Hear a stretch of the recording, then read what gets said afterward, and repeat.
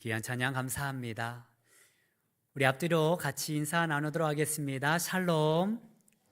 한 주간 평안하셨습니까? 주님의 사랑으로 사랑합니다.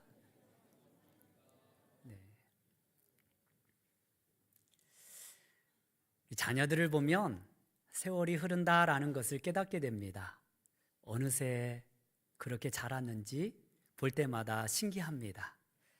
어린아이들은 하루가 다르게 변하는 것 같습니다. 하루가 다르게 성장합니다. 이 아이들의 말을 들어보면 어제 다르고 오늘 다른 것 같아요. 3명의 어린아이가 TV를 보고 있습니다. 그런데 TV 안에서 남녀가 뽀뽀하는 장면이 나온 거예요. 5살짜리가 말합니다. 형아, 지금 저거 뭐 하는 거야? 그러자 6살짜리가 말합니다.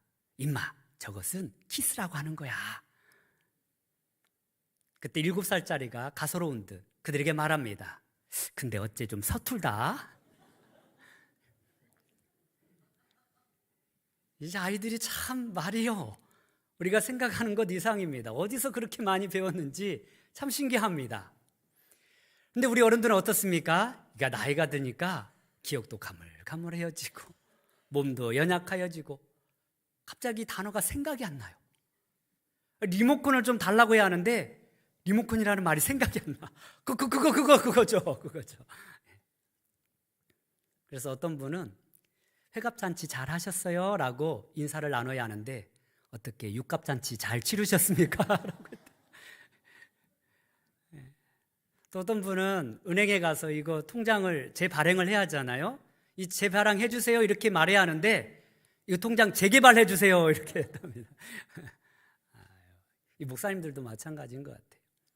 이 성도님들 가끔 보면 이름이 생각이 안 나. 분명히 잘 알고 있는 분인데 이름이 생각이 안 날 때가 있습니다. 그래서 어떤 분은 병원 신방을 갔는데 이 식물인간이라는 말이 생각이 안 나더래요. 그래서 이 목사님이 생각 끝에 한 단어가 떠오르더랍니다. 그 말이 무엇인 줄 아십니까? 야채인간이랍니다. 야채인간. 아이들은 날마다 성장하는데 어른들은 날마다 쇠퇴해지는 것 같습니다. 그런데 언제 가장 아름답습니까? 성장할 때 아름답더라는 거예요. 자라날 때 아름답습니다.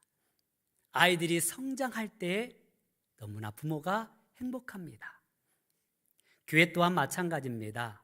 교회가 성장할 때 하나님께서 기뻐하십니다. 교회가 성숙해질 때 하나님께서 기뻐하십니다. 성장은요, 양적 성장만 있는 것이 아닙니다. 질적 성장이 있습니다. 우리의 신앙이 성숙해져야 합니다. 작년보다는 올해 더 나은 믿음을 가지고 있어야 합니다. 그런데 안타깝게도 10년, 20년 하면 할수록 신앙이 성장하는 것이 아니라 도리어 쇠퇴해지더라고요. 믿음도 약해져요. 저분이 저렇게 믿음 없는 말을 할 사람이 아닌데 가끔 믿음 없는 말을 할 때가 있다는 사실입니다. 우리의 믿음은 날로 성장해야 할 줄 믿습니다. 언제까지 성장해야 합니까? 그리스도에게까지. 우리의 삶은 예수님을 닮아가야 합니다. 예수님에게까지 자라야 합니다. 예수님의 그 삶과 예수님의 그 말과 예수님의 그 성품을 닮아가야 합니다. 우리가 거기까지 성장해 나가기를 간절히 소망합니다. 우리 본문 말씀 15절 말씀 우리 한번 같이 보도록 하겠습니다. 시작. 오직 사랑 안에서 참된 것을 하여 범사에 그리스도에게까지 자랄지라. 그는 머리니 곧 그리스도라. 아멘. 누구에게까지 자라야 한다고요? 그리스도. 우리 예수님에게까지 자라야 합니다. 그런데 여기에서 우리가 중요하게 생각할 것은 우리는 주님의 몸이지 머리가 아니라는 것입니다. 한번 따라해 보겠습니다. 나는 주님의 몸이다. 왜 교회가 성장을 멈추었습니까? 왜 교회가 어려움을 당합니까? 왜 교회가 불리함이 있습니까? 몸이 되려 하지 않고 머리가 되려 하기 때문에 그렇습니다. 교회의 머리는 오직 예수 그리스도이십니다. 그런데 주님을 섬긴다고 주님의 부르심을 받았건만 우리 주님의 말씀대로 행하지 않고 주님의 뜻대로 행하지 않고 내가 머리가 되려고 하기 때문에 문제가 있는 것입니다. 내 고집대로 주님의 일을 하려고 해요. 내 아집대로 주님의 일을 하려고 해요. 내 뜻에 맞지 아니하면 아무리 좋은 것도 다 싫어요. 교회는 내 뜻에 맞추는 것이 아니라 하나님의 뜻에 맞춰야 할 줄 믿습니다. 그래야 교회가 성장합니다. 이를 위하여서 우리 주님께서는 직분자들을 세우신 것입니다. 하나님께서 주의 백성들을 부르시고 직분을 주신 이유가 여기에 있다라는 사실입니다. 하나님은 목사님을 세우셨고 장로님을 세우셨고 권사님들을 세우셨습니다. 또한 집사님들을 세우셨습니다. 그런데 그 세움에는 목적이 있습니다. 그 목적이 무엇일까요? 우리 12절 말씀 함께 보겠습니다. 12절 말씀입니다. 이는 성도를 온전하게 하여 봉사의 일을 하게 하며 그리스도의 몸을 세우려 하심이라. 아멘. 하나님께서 우리를 부르시고 직분자로 세우시고 하나님의 일을 할 수 있도록 세우신 이유는 첫 번째가 성도를 온전하게 하려고 세우셨다라는 사실입니다. 한번 따라 볼까요? 성도를 온전하게 하려고 세우셨다. 이렇게 따라하라고 하는 것은요, 잠을 멀리하게 하고요, 하나님 말씀을 다시 한번 기억하게 하고요, 입으로 시인하여 하나님의 놀라운 축복을 받게 하기 위함입니다.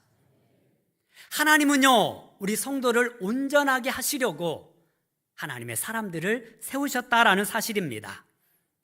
그런데 이 온전하다라는 말은 원어적으로 보면 부족함 없이 채운다라는 의미를 가지고 있습니다. 부족함 없이 온전하게 채우시기 위하여서 하나님의 사람들을 세우셨다라는 사실입니다. 교회의 부족함이 보이십니까? 그 부족함을 채우기 위하여서 하나님은 나를 부르신 줄 믿습니다. 불평할 것이 아니라 그 부족함을 나보고 채우라고 주께서 우리를 부르셨습니다. 전라북도 완주에는 삼내 성결교회가 있습니다. 이 삼내 지역은 전주에서 조금 떨어진 지역인데요, 예로부터 좀 가난한 사람들이 살던 곳입니다. 한센병자들이 모여 살던 곳이 바로 그 삼내라는 지역입니다. 그런데 1970년대에 이 교회가 세워지게 되는데요, 허름한 한 가정에서 교회가 시작되어졌습니다. 가난하다 보니까 지붕이 뚫려서 비가 오면 물이 줄줄 샙니다. 겨울철 바람이 불면 문짝이 떨어질세라 삐그덕거립니다. 그 열악한 상황 가운데 성도들이 예배를 드리는 거예요. 한 여집사님이 그것을 바라보고 안타까운 마음이 생겼습니다. 하나님 앞에서 교회가 새롭게 지어져야 할 터인데, 그런데 건축하고 싶어도 물질이 없는 거예요. 그러다가 이 여자 집사님이 한 신문을 보게 됩니다. 신문에는 이런 기사가 실려 있습니다. 요즘은 의술이 발전해서 눈도 기증받고 신장도 기증을 받는다. 그래서 이식 수술을 한다는 사실입니다.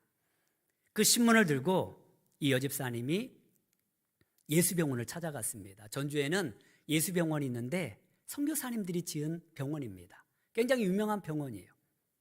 이 병원을 찾아가서 안과 선생님에게 말합니다. 제 한눈을 팔도록 하겠습니다. 얼마를 주실 수 있습니까?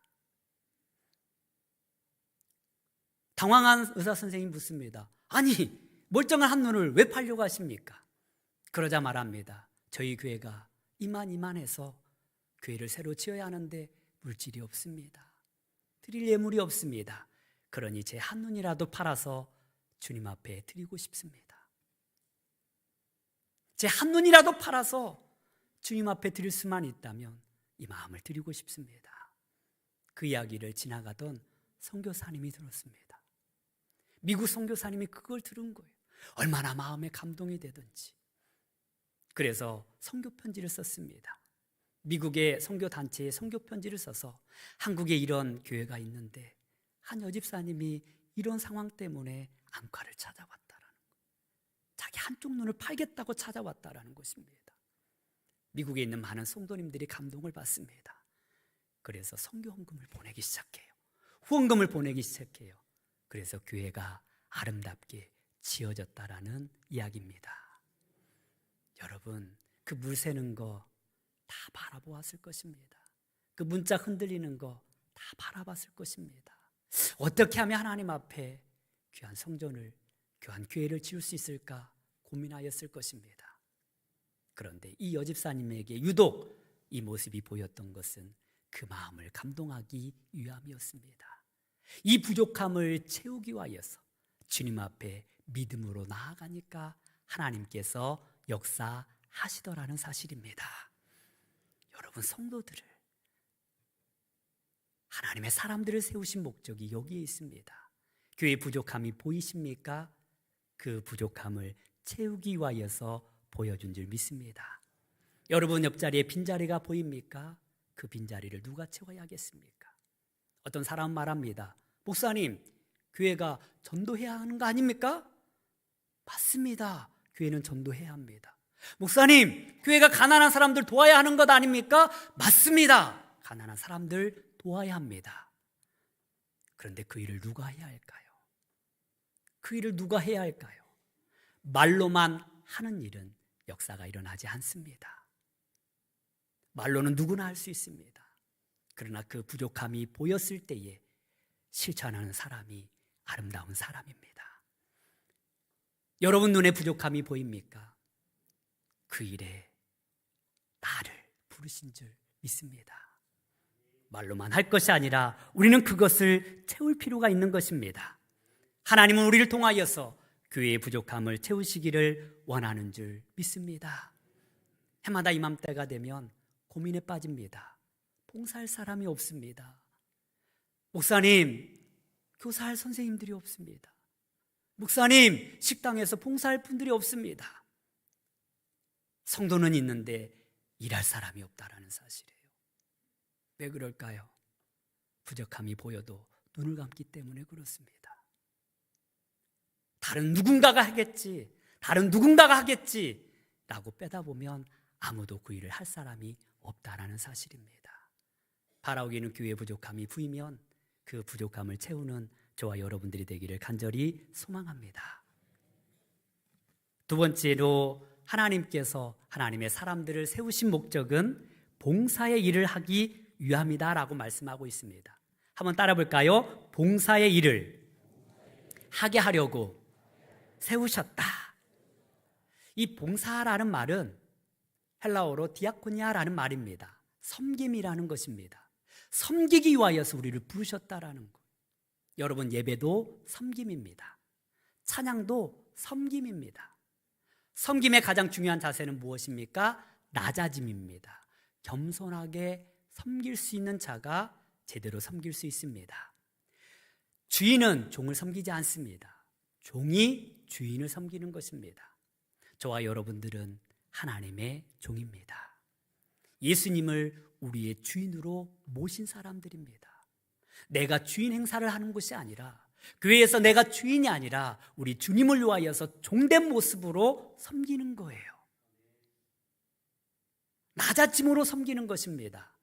결코 높아서는 섬길 수가 없습니다. 대접받으려고 교회 온 거 아니잖아요. 높아지려고 교회 온 거 아니잖아요. 우리 주님을 믿기에, 우리 주님을 사랑하기에 여기에 온 줄 믿습니다.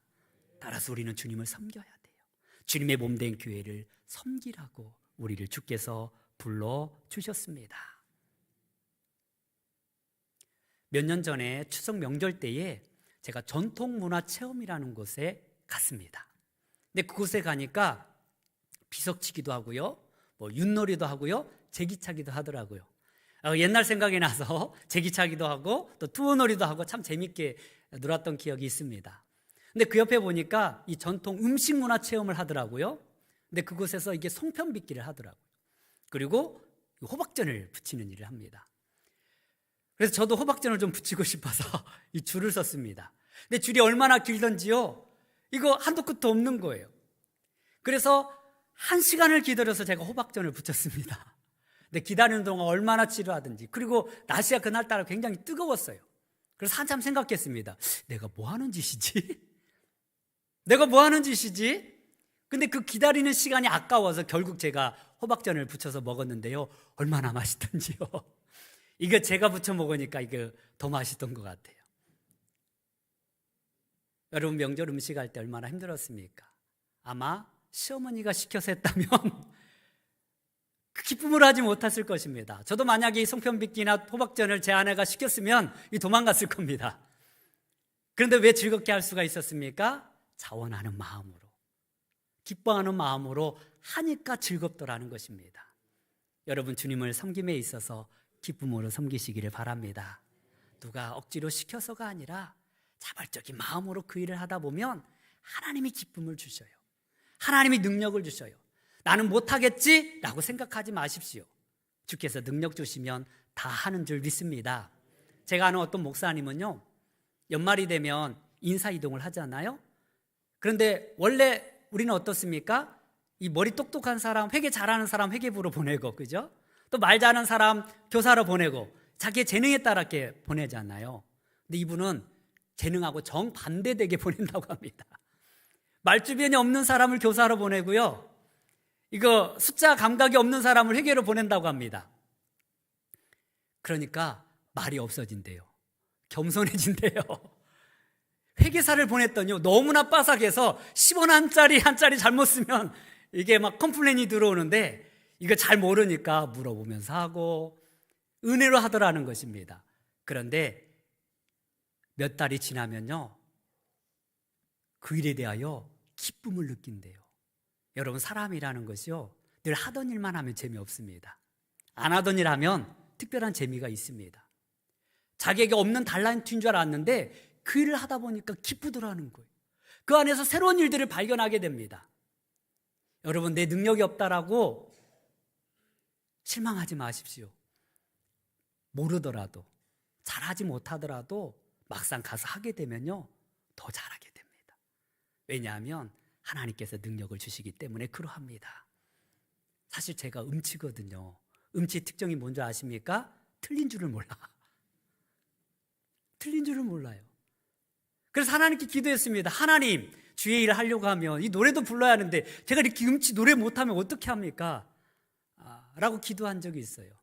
그런데 하다 보니까 하나님께서 능력을 주시더라고요. 은혜로 하게끔 하시더라고요. 주의 일은 실력이 아니라 은혜로 하는 줄 믿습니다. 그 마음이 있으면 하나님께서 그 일을 이루신다라는 사실입니다. 여러분, 하나님께서 이 일을 위하여서 우리를 부르신 줄 믿습니다. 따라서 주의 일을 할 때는 기쁨으로 해야 돼요. 감사함으로 해야 돼요. 교회에 얼마나 많은 일들이 있습니까? 보이지 않게 열심으로 주님을 섬기는 많은 분들이 있습니다.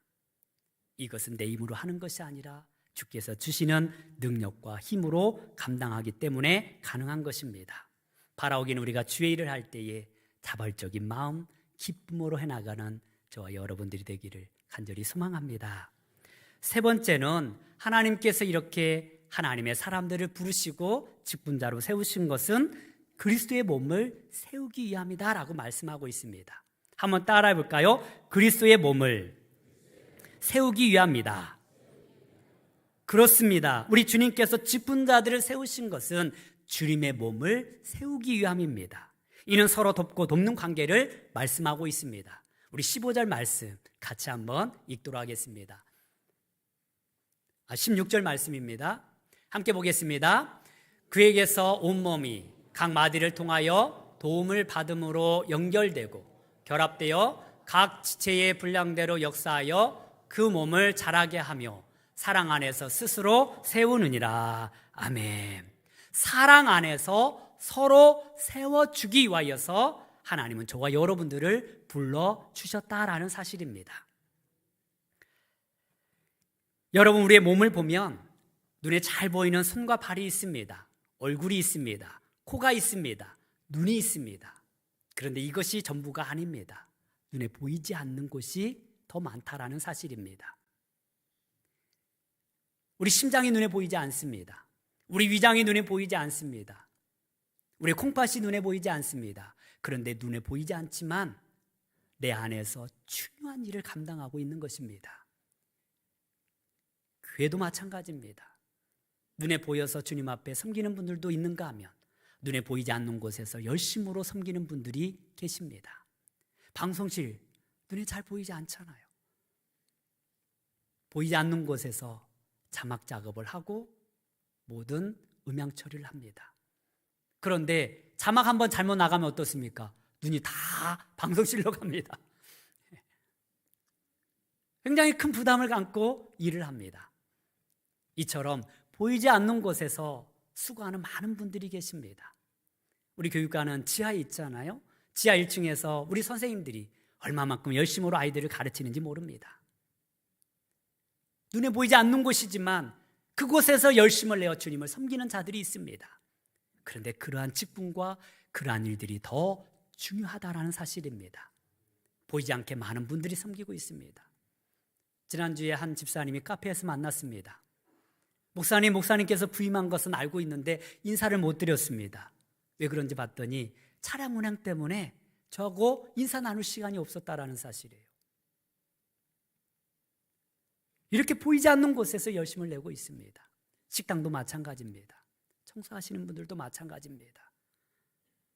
그런데 모두가 우리 한 몸이요 한 지체인 것입니다.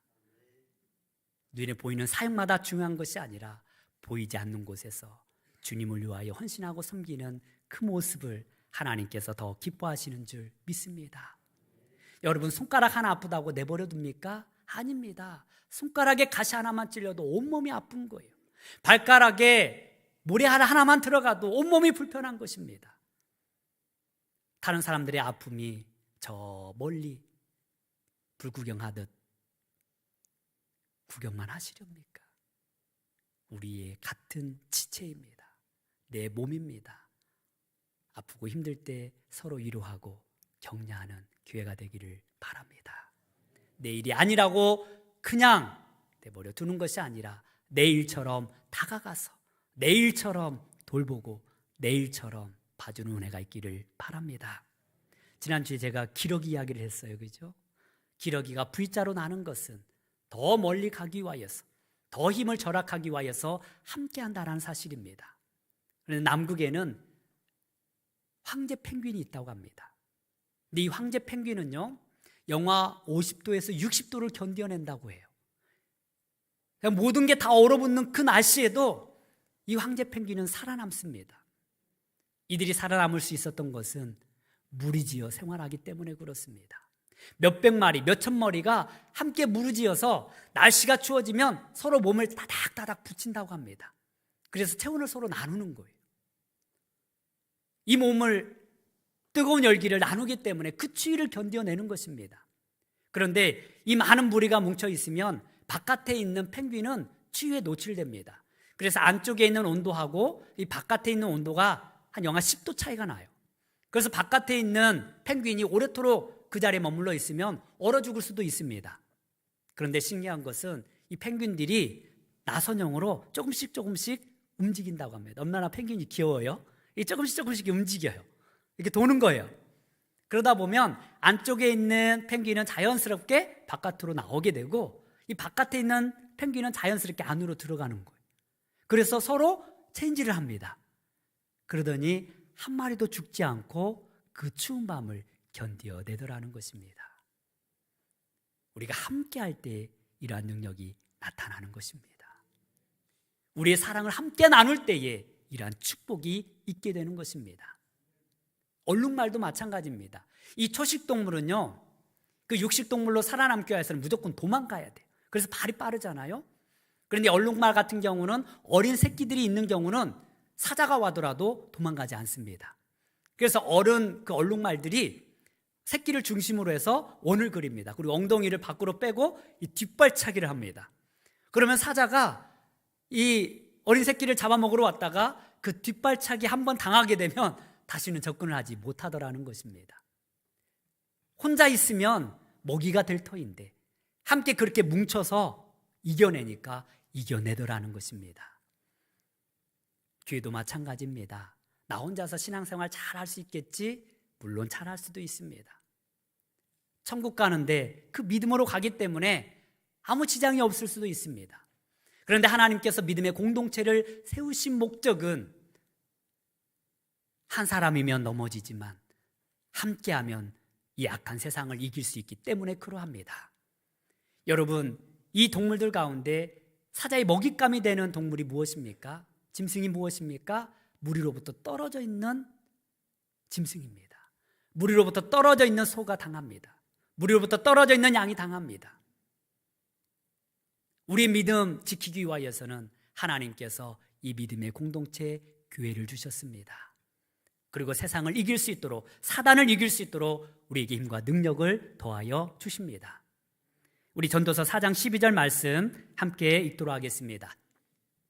시작. 한 사람이면 패하겠거니와 두 사람이면 맞설 수 있나니 세 겹줄은 쉽게 끊어지지 아니하느니라. 아멘. 한 사람이면 패하겠지만 함께하면 이길 수 있습니다. 사단은요, 어떻게 해서든지 한 사람의 그 영혼을 실족시키고 지옥 가게 만들기 위하여서 노력합니다. 시험을 줍니다. 어려움을 줍니다. 그런데 한 사람이면 패하겠지만 하나님은 우리를 통하여서 그 모든 것들을 이기게 하십니다. 두 서너시 모인 곳에 우리 예수님이 함께 하십니다. 지금 이 자리에 우리 예수님께서 우리와 함께 하십니다. 그래서 약한 세상을 이기게 하시고 사탄의 권세를 깨트려 주시는 것입니다. 우리가 사랑으로 서로 이렇게 보살피고 서로 사랑으로 감싸줄 때에 교회의 능력이 있습니다. 왜 한국교회가 힘을 잃게 됩니까? 하나가 되지 못하기 때문에 그렇습니다. 아무리 큰 나라라도 외부의 적에 의하여서 멸망하는 나라는 없습니다. 그런데 자중질환, 그 안에서 다툼이 있고 그 안에서 분쟁이 있으면 그 공동체는 무너지더라는 것입니다. 우리는 사단의 시험으로부터 무너지는 것이 아닙니다. 우리의 마음을 지켜야 합니다. 우리 교회 안에는 서로 하나가 되어야 합니다. 믿음으로 하나가 되고 하나님의 뜻을 이루는 거룩한 교회가 되어야 할 줄 믿습니다. 길포드 증후군이라는 병이 있습니다. 이 병은요, 아이들에게만 걸리는 병이에요. 희귀병이죠. 이 병에 걸리면 다 성장하지 못하고 중간에 멈춰버립니다. 그래서 나이는 중학생 나이인데 유치원 아이처럼 키가 자라있다라는 거예요. 더 이상 성장하지 않습니다. 그런데 피부는 노화가 되어서 아이가 어림에도 불구하고 70세 노인처럼 보여지기 시작합니다. 이것이 바로 길포드 증후군입니다. 부모의 마음이 얼마나 아프겠습니까? 성장해야 하는데 성장하지 않아요. 자라나야 하는데 자라나지 않아요. 얼마나 가슴 아픈 일입니까? 여러분, 성장할 때 성장해야 할 줄 믿습니다. 우리는 믿음으로 성장해 나가야 합니다. 자라나가야 합니다. 그럴 때 하나님께서 기쁨이 되는 것이고 그 안에서 하나님의 놀라운 역사가 일어납니다. 그런데 성장이 쉽지 않습니다. 서두에 말했던 것처럼 나이가 드니까 몸이 약해집니다. 성장하지 않습니다. 오히려 퇴보합니다. 교회도 그러할 때가 있습니다. 그러나 마음만큼은 그렇지 말아야 한다는 사실입니다.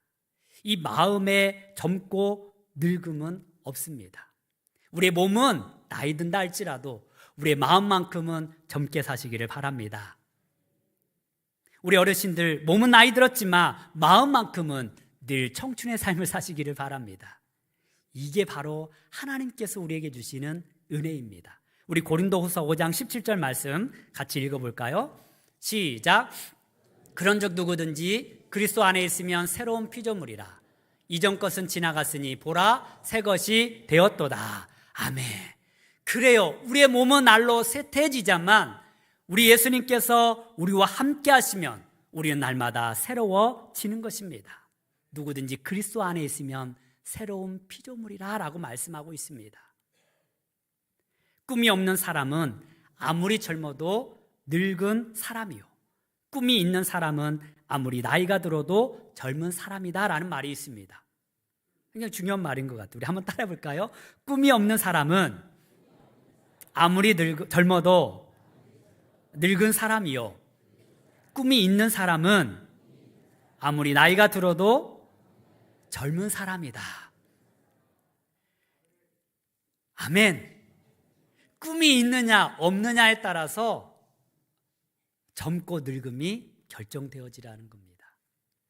여러분, 하나님 앞에서 꿈이 있습니까?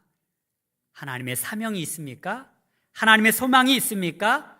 젊은 사람인 줄 믿습니다. 그런데 아무런 소망이 없이 살아가면요, 젊더라도 나이 든 것입니다. 우리는 하나님 앞에서 이렇게 꿈과 사명을 늘 생각하고 감당해야 합니다. 직분에는 정년이 있습니다. 70세면 내려놓잖아요. 사회에서도 65세가 되면 정년 퇴임을 합니다. 그런데 하나님의 사명에는 정년이 없습니다. 하나님의 일에는요, 정년이 없습니다. 우리는 주님 앞에서 평생 동안 하나님 나라 가는 그날까지 기도하는 일과 전도하는 일과 예배 드리는 일은 멈춰서는 안 될 것입니다. 나이 드신 분들은요, 사명이 있습니다. 기도의 사명이 있어요. 교회를 위하여서 기도해야 합니다. 우리 다음 세대를 위하여서 기도해야 합니다. 참 부모님이 그런 것 같아요. 부모의 자리가요, 나이가 들어도 연세가 드셔도 그 자리를 지켜주시는 것만으로도 너무 감사해요. 뭐 많은 일을 해서가 아니라 그 자리에 있는 것만으로도 너무 감사해요. 왜냐하면 나를 위해서 기도하는 어머니가 있다라는 것이 너무나 큰 힘이 되기 때문에 그렇습니다. 우리 나이 드신 권사님들, 우리 장로님들이 필요한 이유가 여기에 있습니다. 나는 나이가 들었으니까 아무것도 못해가 아닙니다. 기도하는 일이 가장 큰 일인 줄 믿습니다. 너무나 중요한 거예요. 교회를 위하여서 기도하는 그 입술이 있기 때문에 지금 이만큼 우리 물된 동산교회가 성장해 나갈 수 있었습니다. 올해로 62주년을 맞이하였습니다. 아름다운 성전을 건축하고 새로운 일들을 바라보고 있습니다. 앞으로 더 많은 일들을 감당해야 합니다. 그러기 위하여서는 우리 나이 드신 권사님들, 장로님들, 집사님들의 기도가 꼭 필요한 줄 믿습니다. 그 기도하는 사명을 잃어서는 안 돼요. 시간 날 때마다 주님 앞에 기도해야 합니다.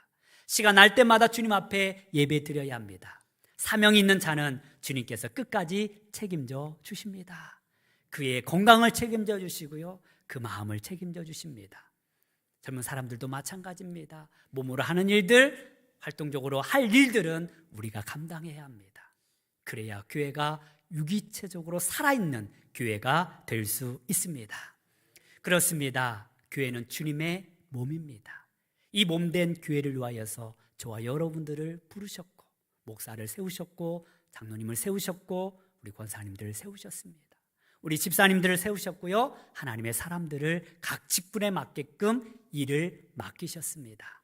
이제 이 몸된 교회를 위하여서 우리가 기쁨으로 섬기고 봉사하며 또한 이 몸된 교회를 바르게 세워나가는 그 일에 열심을 내는 저와 여러분들이 되기를 소망합니다.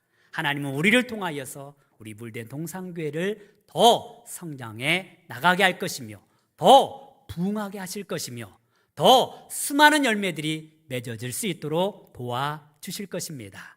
그 일에 주님 앞에 귀하게 쓰임받는 우리 모두가 되기를 주님의 이름으로 축원합니다. 기도하겠습니다. 하나님 아버지, 우리에게 주신 직분을 귀하게 여기게 하여 주시옵소서. 하나님께서 우리를 부르신 부름의 목적은 주님의 몸된 교회를 위하여서 부르셨습니다. 교회의 부족함을 채우기 위하여서 우리를 부르셨고, 겸손히 성도를 섬기도록 우리를 부르셨습니다.